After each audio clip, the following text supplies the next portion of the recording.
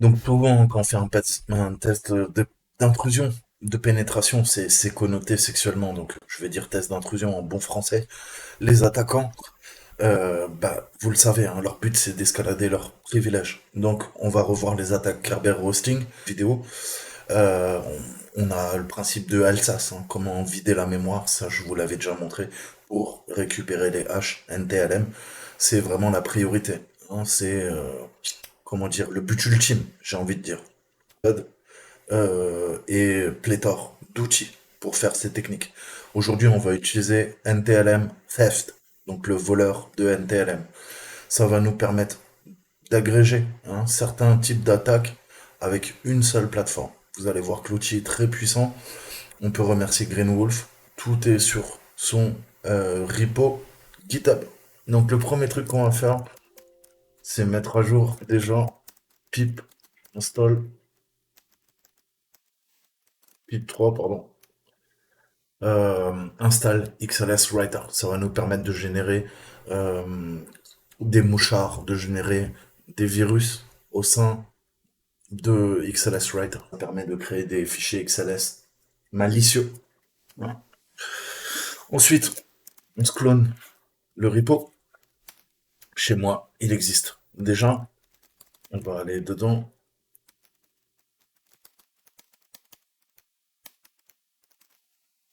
Voilà. Donc, on a notre petit programme NTLM Fest et vous allez voir qu'on a plein de templates. C'est toute la puissance de l'outil. Donc, une fois que ça c'est fait, hein, on voit notre fichier, notre script Python, pardon. Donc, c'est l'outil qu'on va se servir, hein, pour énumérer euh, le NTLM. Alors, revoyons des concepts de base, hein. C'est quoi l'authentification Windows?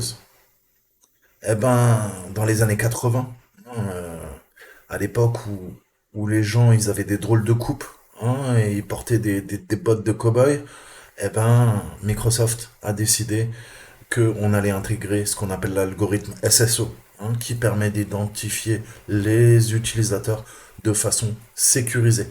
Ça permet quoi? Bah, de faire un sign-on, hein, de se connecter via une mire de connexion, via un mot de passe. Je vais pouvoir ouvrir ma session Windows. Donc ça permettait aux utilisateurs de rentrer un mot de passe et ce mot de passe, il est sauvegardé dans une base de données au format LM. D'accord? Vous allez voir pourquoi on parle du NTLM, hein, comme je vous répète toujours. Donc ce hash, c'est au format LM et c'est une fonction de hachage qui est passée au password, hein, et on le compare. Techniquement, qu'est-ce que tu fais? Tu te connectes à ta session, tu démarres ton ordinateur. Si t'as pas de mot de passe, t'es un fou. Je te le dis tout de suite. Si t'as un mot de passe, qu'est-ce qui se passe? Tu le rentres. Soit tu te trompes, on te redemande le mot de passe, soit c'est le bon. Qu'est-ce qui se passe en fait sous le capot?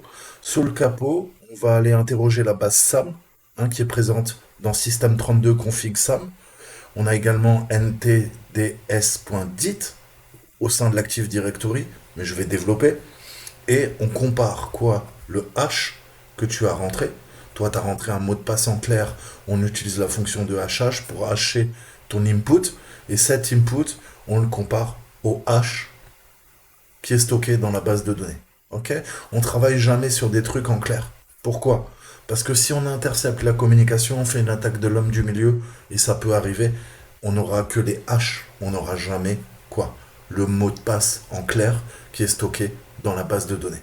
D'accord? Donc on compare des haches, on compare jamais des mots de passe en clair. C'est la première règle de base en termes de sécurité. Ensuite, le HLM, c'est quoi? Eh ben, je pourrais te le décrire comme ça. C'est un H qui fait 142 caractères, hein. Les caractères, ils sont ce qu'on appelle insensitive, hein. C'est-à-dire qu'en termes de casse, je m'en fous, minuscule, majuscule. Et c'est stocké dans le système root, hein. Et tu le sais, bah, ton système root, c'est quoi? C'est C2.Windows, hein. C'est une variable d'environnement. Sous Windows, tu peux faire quoi? Tu peux faire ça, hein. Ça, c'est compréhensible, c'est des Windows, d'accord? Mais tu peux faire aussi quoi? Appel à la variable. C'est-à-dire que quoi? Voilà, tu vas appeler ta variable d'environnement, système, root. Ça, c'est une variable d'environnement. Et qu'est-ce que permet la variable d'environnement? Eh ben, imagine que, tu vois, ton Windows, il n'est pas sur ces deux points. Il est peut-être sur ces deux points. Non, c'est peut-être ça. Ou peut-être, bah, t'as installé ton Windows et ton Windows, c'est ça. D'accord? Ou c'est peut-être Win, hein, parce que tu as décidé de changer le répertoire par défaut. Tu utilises un truc perso. OK? Le fait que tu appelles ta variable, la variable d'environnement, elle sait exactement où il se trouve. Donc tu as tout intérêt, hein, c'est propre au code, d'appeler tes variables d'environnement, puisque c'est comme une sorte de pointeur, tu sais exactement dans le système de fichiers où il se trouve, hein. Parce que bah, tous les systèmes sont différents. Euh, c'est pas tout le temps ces deux points Windows, hein. Tu peux le modifier. D'accord? Vous m'avez compris. Donc, on appelle la variable d'environnement et généralement, je vous disais, ce hash, il est stocké dans quoi? Bah, dans le système root, on a un système 32. Donc, encore une fois, pour vous embrouiller, système 32, c'est quoi? C'est là où on a les binaires 32 bits ou 64 bits? 64 bits, c'est l'inverse. Et dans 6 WoW 64, on a quoi? Bah, on a les binaires 32 bits pour la rétrocompatibilité, pour que ton système d'exploitation 64 bits puisse faire fonctionner des programmes codés en 32 bits. On a quoi? On a système 32? Non, non, on a 6 WoW. Donc inversé, dès que vous voyez système 32, c'est le 64 bits. Dès que vous voyez 6 WoW 64, c'est le 32 bits. Je vous dis, il y a des gens vraiment bizarres chez Microsoft qui font un peu n'importe quoi et qui essayent de vous embrouiller, hein. Puisque logiquement, si tu es normalement constitué, tu te dis système 32, là j'ai tous les binaires qui permettent le bon fonctionnement de mon système d'exploitation Windows en 32 bits. Pas du tout. Tu te dis, ah, dans 6WoW, il doit y avoir tous les binaires natifs en 64 bits. Pas du tout. C'est l'inverse, comme tu l'as compris. Donc dans le système 32, on a quoi? On a config, on a SAM. Ça, c'est très important. C'est sur un local système. À l'inverse, si quoi? Si tu dois attaquer quoi? Tu dois attaquer de l'Active Directory. Donc typiquement dans un monde d'entreprise, dans un monde avec de l'AD. Ça sera dans à la racine. ntds.dit. D'accord? Donc ça, faut bien le comprendre. Je te montre. Je vais aller dans mon Windows, hein. Déjà, je vais te montrer un truc incroyable. Appel à la variable, système root, c'est deux points Windows. D'accord? Il le trouve. Bien, c'est normal. T'appelles ta variable. Ensuite, qu'est-ce qu'on a dit? ntdsnn. Qu'est-ce que vous voyez? Vous voyez qu'à la racine. Pourquoi? Bah parce que je suis sur une machine locale, j'ai pas le ntds.dit. Pourquoi? Bah parce que c'est pas un serveur. Je suis pas dans l'Active Directory. Par contre, qu'est-ce que je peux te montrer? Je peux te montrer ma base SAM, hein. Tu la retrouveras dans quoi? Je vous ai dit dans config. Hop, si tu veux bien y aller. Voilà, je crois que je l'ai verrouillé. Merde.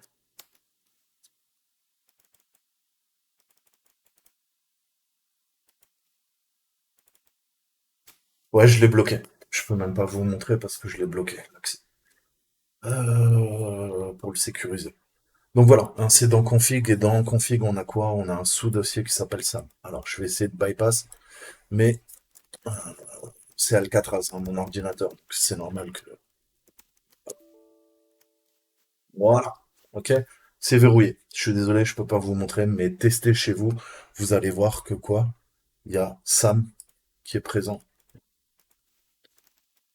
dans le config, pardon. Bah non, il me laisse pas y aller. Donc c'est là-dedans, hein, que vous le retrouverez chez moi, c'est verrouillé.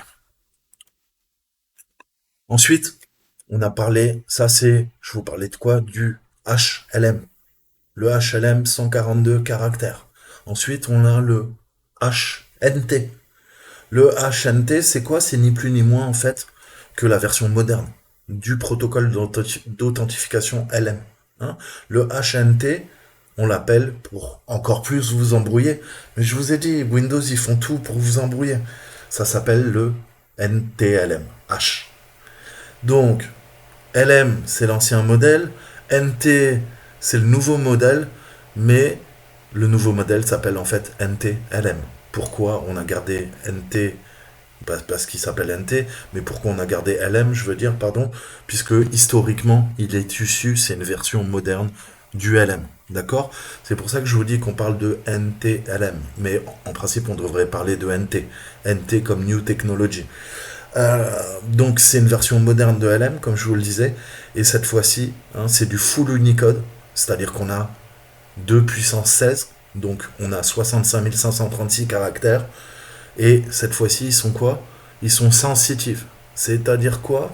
Bah, ça veut dire qu'ils sont sensibles à la casse. Ça veut dire quoi? Ça veut dire qu'une majuscule, une minuscule, eh ben, ça fait la différence. D'accord? Et le but, c'était quoi? Bah, de corriger tous les défauts majeurs de l'ancien protocole, le LM. D'accord?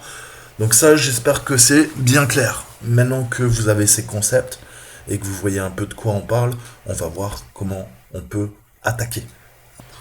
Techniquement, vous allez me dire, c'est quoi en fait le NTLM V1, V2? Ben, en fait, c'est fondamentalement les mécanismes sous-jacents qui gèrent le NTH.